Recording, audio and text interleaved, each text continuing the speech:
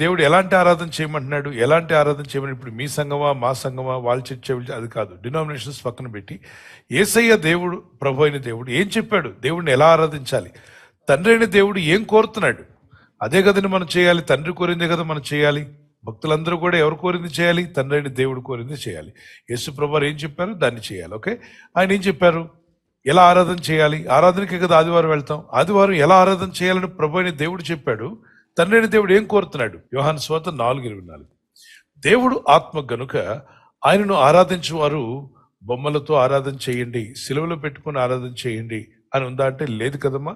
అదే వాక్యం చెప్పండి ఎవరికైనా సరే. దేవుడు ఆత్మ గనుక ఆయనను ఆరాధించువారు ఆత్మతోనూ సత్యంతోనూ ఆరాధించవలను. అయితే యథార్థముగా ఆరాధించువారు ఆత్మతోనూ సత్యముతోనూ తండ్రిని ఆరాధించు కాలం వచ్చుచున్నది, అది ఇప్పుడునూ వచ్చి ఉన్నది. తన్ను అంటే తండ్రి అయిన దేవుడిని ఆరాధించువారు అట్టివారే కావాలని తండ్రి కోరుచున్నాడు. తండ్రి కోరిందే కదా మనం ఇవ్వాలి.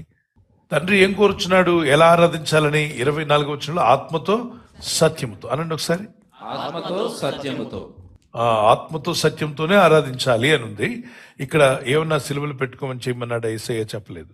సిలువను చూసినప్పుడు యేసు ప్రజల కొరకు రక్తము కార్చి ప్రాణం పెట్టాడు, అది త్యాగము. సిలువ అనేటువంటిది ఆయన యేసయ్య మన కొరకు పడిన శ్రమలు గుర్తు చేస్తుందే కానీ సిలువ దేవుడు కాదు, సిలువ దేవత కాదు, దేవుడు కాదు, మనుషులు చేసింది.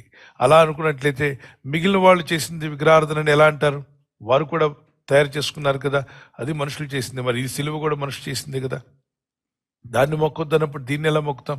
మనుషులు ఏది చేసినా అది మానవుల చేత తయారు చేయబడింది. దేవుణ్ణి మనుషులను దేవుడు చేశాడు కాబట్టి మనల్ని చేసిన దేవుడిని ఆరాధించడం మన కర్తవ్యం. మనల్ని చేసిన దేవుడిని, మనం చేసుకున్న వాటికంటే మనలను సృష్టించిన దేవుడిని మనం ఆరాధించాలని దేవుని వాక్యం సెలవిస్తుంది.